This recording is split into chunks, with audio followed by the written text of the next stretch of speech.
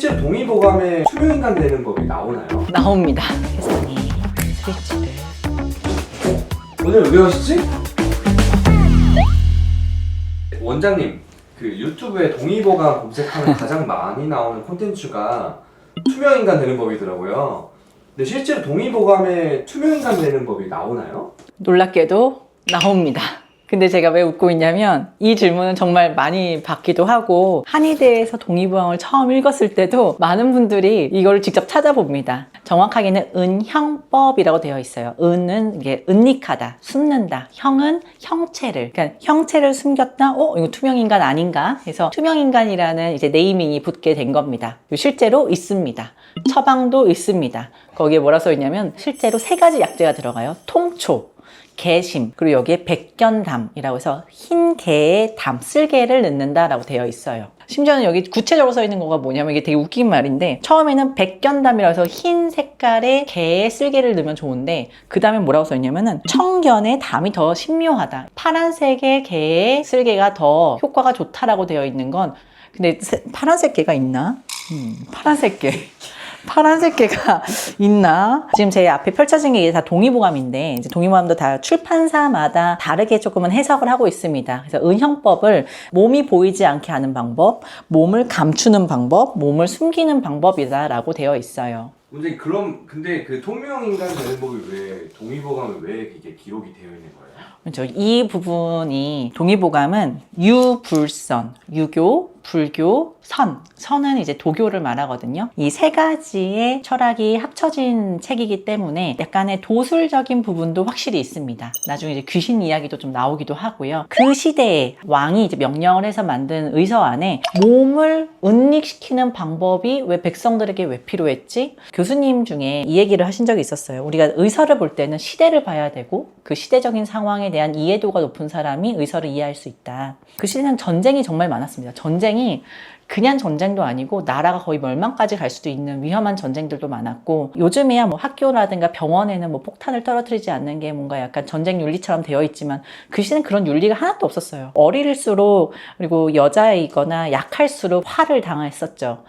투명인간이 돼서 뭐 어디 가서 뭘 보고 오거나 뭘 훔쳐오거나 이런 게 아니란 말이에요. 이거는 살려고 만든 거예요. 한마디로. 진짜 목숨을 구해봐라. 저는 약간 절실함도 느껴집니다. 그래서 오죽하면 이거를 백성들에게 알려줬다? 몸을 숨길 만한 상황이 많았다? 보통은 재앙인 화가 많죠. 그래서 저는 처음에는 좀 우습게만 넘겼었는데 좀 진지해지는 포인트가 됐었던 것도 이 은형법이에요. 그래서 은형법이 뭐 논란이 많아요. 왜 투명인간이 되는 법을 동의보감에 왜 써놨냐, 이게 의서냐 뭐 이렇게 하는데 의서를 읽을 때는 그 시대적인 배경을 모르면은 오해할 수 있다. 그래서 그만큼 사람들이 몸을 숨겨야 됐었던 그 시대적인 상황이 떠오르면 조금 애잔하고 또 다른 한편으로는 국가에서 그만큼 백성들을 걱정하진 않았나 하는 마음을 좀 느끼는 부분입니다. 짠하다. 갑자기. 현재 히키코모리라는 말이 있잖아요. 그게 이제 어쩌면 그 말도 투명인간이 되고 싶었던 것일 수도 있겠다 이렇게 생각해도 되겠네요. 그쵸. 어떤 환자분이 했던 말이 떠오르는데 세상 아무도 나한테 말을 안 시켰으면 좋겠다는 말을 한 적이 있었어요. 누가 나한테 말을 시키는 게 싫대요. 요즘 이제 히키코모리라고 일본어로 하는데 우리나라에서도 제법 많아요.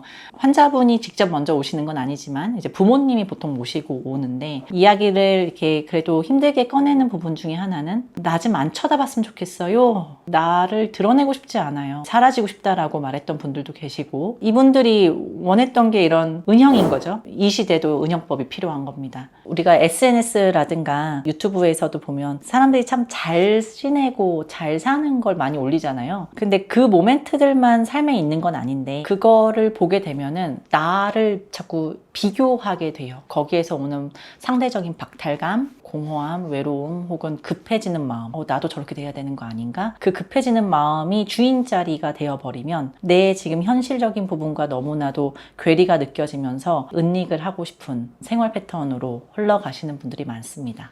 그러다 보니까 파파라치나 사생팬들한테 시달리는 연예인분들한테 좀 필요한 처방일 수도 있겠다. 그렇죠. 은형법을 사용해서 뭐 놀이공원을 간다든가 뭐 이러고 싶은 마음도 있겠지만 근데 이거 관련된 논문도 있었는데 이 실험해 봤는데 과연 이게 효과가 있었을까? 실제로. 궁금하잖아요. 네. 효과 없습니다. 효과 없는데 처방 해석만 조금 해주면요. 개심이라든가 통초 같은 경우는 기운을 계속 소통시키는 처방들이거든요. 그리고 그 개쓸개라는 게 한의학에서는 담낭이 결단을 주관한다라고 되어 있어요. 그러니까 한마디로 이러지도 저러지도 못하는 거를 딱 결단력을 강하게 했다. 그럼 마음이 좀 편해져요. 기운이 좀 더 올라오고 마음이 강해지는 그런 약재들이다 보니까 이 약을 먹게 되면 실제 몸이 사라지는 게 아니라 내가 어떻든 상관없다의 자신감이 올라오게 됩니다.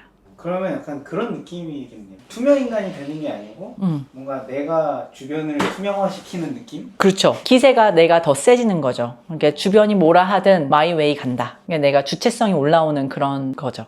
SNS라든가 이제 사람들의 평가라든가 이런 거에 너무나도 예민해지는 이유는 내 목소리보다 외부의 목소리가 더 많이 개입이 됐을 때 이 목소리도 들어봐야 되고 저 목소리도 따라봐야 되고 왔다 갔다 하면서 내가 되게 혼란스럽거든요. 그러니까 자아의 정체성 자체가 없어지게 되는 거예요. 근데 내가 몸과 마음이 건강해지잖아요. 아, 내가 이 목소리를 굳이 따를 필요가 없구나라는 기세가 높아지게 되면은 어느 순간 이 볼륨들이 다 줄어들게 됩니다.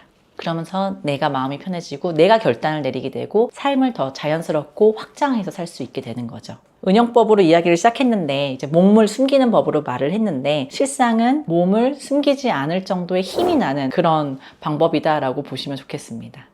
그러면 원장님 살면서 몸을 숨기거나 투명 인간이 되고 싶었던 적은 없으신가요? 어휴, 질문 시작하면서 몇 가지가 막 생각나는 거 보면 많이 있죠. 우리가 이제 노출의 시대에 살고 있어요. 우리가 옛날에 비해서 참 인간관계도 굉장히 넓고 만나는 시선들이 많다 보니까 내가 민폐를 끼치면 안 된다라는 생각도 좀 강해지면서 자꾸 나를 평가하는 목소리가 강해질 때가 있죠. 저 같은 경우는 어떻게 하냐면 침치료를 갔다가 잠깐 여기서 한 5분 정도 쉴 때가 있거든요. 분명히 내 공간인데도 불구하고 좀 쉬고 싶다라는 생각이 들 때는 저만의 팁을 좀 하나 드리자면 세상의 모든 스위치를 끈다 입니다. 아까 말씀드렸죠. 이런 생각 저런 생각에 막 이게 볼륨들이 막 혼잡하게 있어요. 그것들을 줄이는 거를 넘어서 이거 하나하나 줄이기에 너무 바쁘거든요. 그냥 딱 꺼버리는 거예요. 저는 이렇게 앉아서 5대5로 엉덩이의 균형을 딱 맞추고요. 가만히 저한테 쉽니다. 쉬면서 세상과 전혀 상관없는 나에게 가만히 있습니다. 가만히 숨어 있을 수도 있고요. 가만히 안겨 있을 수도 있고 가만히 기대어 있을 수도 있는데 그때 내가 나를 어루만지는 시간을 갖는 거예요. 이런 숨는 게 도망이다라고 생각하지 마시고요. 그냥 쉰다라고 생각하시면 좋을 것 같아요. 쉰다. 가만히 쉬고 있잖아요. 그러면은 밖에서 무슨 소리 들려오고 무슨 시선이 가면서 갑자기 막 생각이 많아질 때도 잠깐만 하는 거예요. 잠깐만 나 좀 쉴게. 그때 스위치가 딱 꺼지면서 묘하게 내가 느껴져요. 내가 느껴지면서 충전이 되는 시간을 가지면 밖에 나가서 굉장히 편안해집니다. 명상 활용법은 이렇게 1시간씩 뭐 2-3시간씩 해도 좋지만 그저 그 내 자리에 5분이 됐든 1시간이 됐든 1분이 됐든지 간에 온전하게 딱 스위치가 꺼지는 그 모멘트만 있으면 돼요. 잠깐씩. 심지어는 지금 말과 말 그 사이에도 살짝 쉴 수 있어요. 이게 연습이 되면 엘리베이터 앞에서 가만히 있을 때도 그냥 고요하게 스위치를 끄는 그런 쉼의 시간을 갖는 것도 현대의 은영법이지 않나 싶습니다. 자, 그러면 우리 이제부터 한번 따라해 보셔도 좋을 것 같아요. 가만히 앉아봅니다. 가만히 앉아보시는데 누워도 괜찮아요. 5대5로 지금 엉덩이 뼈가 의자에 붙어있는 그 느낌을 한번 느껴볼게요. 무게중심이 앞, 뒤로도 5대5가 되었는가? 그리고 어깨를 살짝 내려보면서 팔도 내려보고 시선은 가만히 앞을 바라봐도 되고요. 눈을 살며시 감아주셔도 됩니다. 이왕이면 고개도 너무 숙이거나 너무 위로 쳐드는 것이 없이 5대5가 되는가 한 1분 정도는 내가 5대5가 됐는가만 계속 살펴보셔도 좋아요.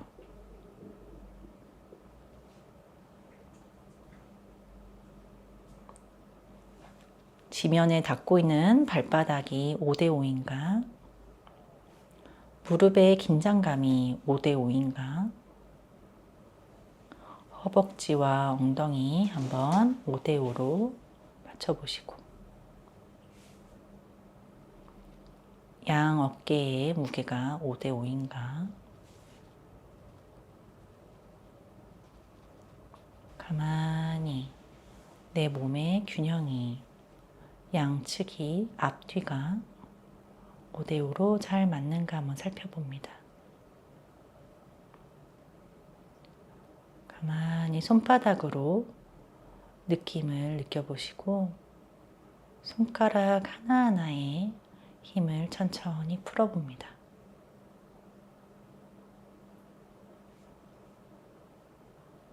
들어오는 숨을 느껴보고 내쉬는 숨도 느껴보고 내 안에 파도처럼 오고 가는 호흡을 가만히 구경해 봅니다. 밖에서 들리는 소리, 어제 떠올랐던 다양한 장면들, 소리들, 기억들, 촉감들 모두 다 나와 상관없다. 세상에 스위치를 탁 꺼버리세요.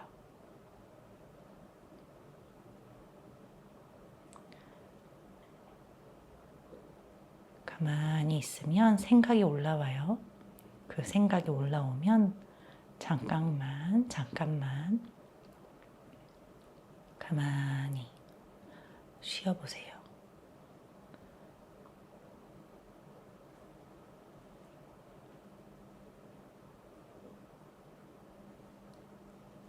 내가 지금 잘하고 있나 확인할 필요도 없어요. 그저 온몸의 힘이 편안하게 놓아지도록 이 자세가 맞나 확인하지 마시고 가만히